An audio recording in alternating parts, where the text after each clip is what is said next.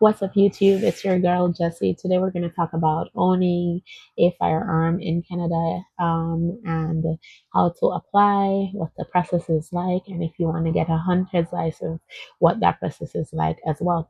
So here in Canada, you are able to get a non-restricted, right, firearm, and those are like rifles. So they do it based on a certain length. Now you are no longer legally allowed to get a handgun, so they don't sell handguns here in Canada, but you can get a rifle for hunting, right? So anything above, I think it's what, 22. So yeah, you can get those. Now, in order to own a firearm in Canada, you must successfully pass the Canadian Firearm Safety course, right? This is a mandatory course for obtaining a possession and acquisition license in Canada. It covers basic firearm safety, handling, storage for non-restricted firearms, stuff like that. Now you have a separate course for restricted, because you used to be able to get a restricted firearm, which is the handguns, but now you don't. Now the course involves a written and a practical exam, but it does not have any live shooting, right? And it is a full day course. So it took 8 hours to do this course. I did it December 6th of 2024. I had to go maybe 20 minutes from where I live. I drove there because the cost was 168 to do it there, versus anywhere closer it could have gone up to $350. Right, so I paid 168 for where I did mine. And then once you pass the course, so you needed at least 80% to pass. Very, very high to pass their course, because usually most things here you just need 70. For that you needed 80 to pass. So I got 94 on the written test and 92 on the practical test. Okay, so once you pass, they do give you a kind of report. I'm gonna just cover up all my information. So basically, it's just a report, and you need to attach this to your application that you're going to submit online or in person. Now, for new applicants, you can apply online, but if you're doing a renewal, you have to go in person. So for me, because I was new, I did it online, and this is just the application form, right? And basically, it's like applying for anything else. It's a lot of information they ask you for. You need two references, one guarantor, but your reference can also be one of the guarantors, or one of the references can be your guarantor. Um, you need two passport size photos. So similar like when you're applying for a passport or something, similar to that. And then the cost for the application is 67.38, and that's on top of your course, which was 168 up to 350, depending where you do it, right? And I'm sure in Ontario it may be a bit more, so it just depends on where you're going to be doing the course, right? And then the written exam was like, I think 30 minutes, and then the practical was maybe 20 minutes. At least that's probably how long it took me, or less time. And the course was like 8 hours, so it was a full day, and you got 45 minutes for lunch. Yeah, but it was interactive. The course, basically, for the day, they went through this book. So you see that? So basically everything in this book is what they went through for the entire day, but on slides. And then yeah, and then once they were done going through all that, you were ready for the test. Now, once you have your possession and acquisition license, which basically just looks like a driver's license. I'll see if I can find mine real quick. So yeah, this is it. As I said, it's kind of just like a driver's license. Just has all your details, and yeah.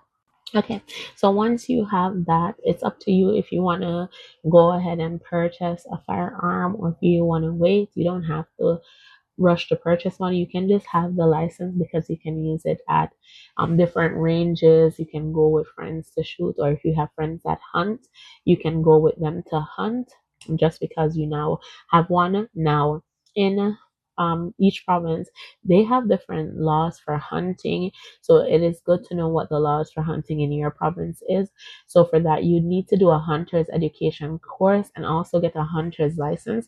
So here in Alberta, I did this course and it cost me $99 to do this course because it's $70 for the course.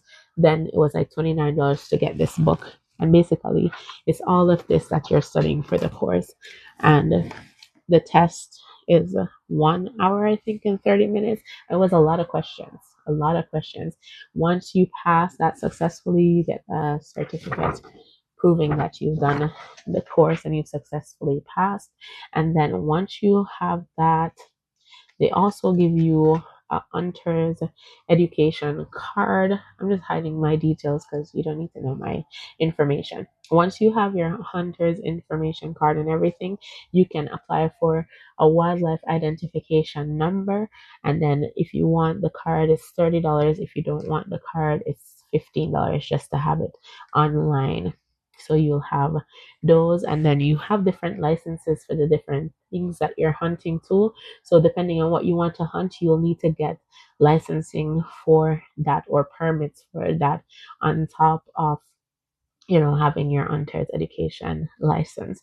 So yeah, it's very governed. Everything here when it comes to firearm hunting, stuff like that, it is heavily mandated, heavily governed because I guess they don't want any accidents, incidents, anything of that sort to happen. And I guess they're trying to reduce gun violence too, so that might be one of the reasons.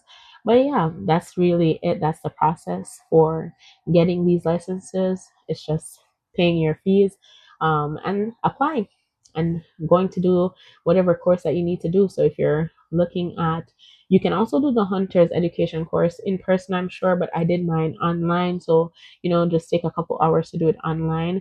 But the firearm safety course has to be done in person. So yeah, just set aside a day that you can do it.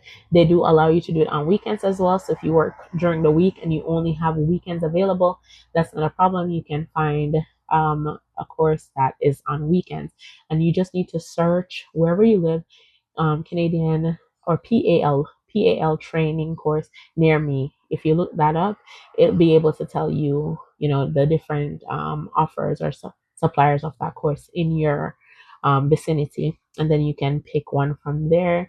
I'd shop around because, as I said, when I was looking, I've seen places for like 250, 350, and then the one I eventually settled on was 168. So keep shopping around so that you can get one that is affordable.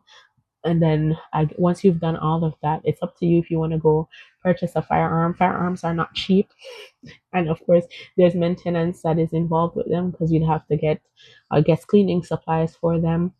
You have to have a place to lock it away because you can't just keep it, or you'd have to get a lock to lock it. And then, you have to store the ammunition separately from firearm here in Canada. So it's up to you if you want to go get a firearm, but if you don't want to, that's fine. Once you have the license, at least you can use it at ranges and you can go hunting with friends or family or whatever, is your speed. If you're not interested in hunting or any of that, then that's fine as well. But yeah, that's the process for those who are interested. If you've been curious and you've been thinking about doing it, then that is the procedure. You will need your possession and acquisition license. If you're going to buy a firearm, you'd have to actually take that with you wherever you're going to buy the firearm. Or if you're ordering it online, then you'd probably have to upload a copy of that with the number so that they know that you are in fact a holder, because like I said, everything is heavily mandated. They're not gonna sell you a firearm without you supplying that. And then each firearm is gonna be tied to your number. So you can't, say you didn't own this one or whatever, I guess. And if you lose it, of course, you're going to have to report it, get a police report and everything uploaded to your file to prove that you lost that firearm and this is what happened. If you acquire a firearm, say for instance, you inherited one, someone left it for you, you need to report that as well. So it's added. If you gift away your firearm, you need to report that as well. So it's added. So yeah, it's very much tracked. Okay. So that's it. That's all. If you have any more questions concerning this topic, you can let me know in the comment section below. And that's it. Thank you so much for tuning in. Like, comment, subscribe. See you in the next video. Bye.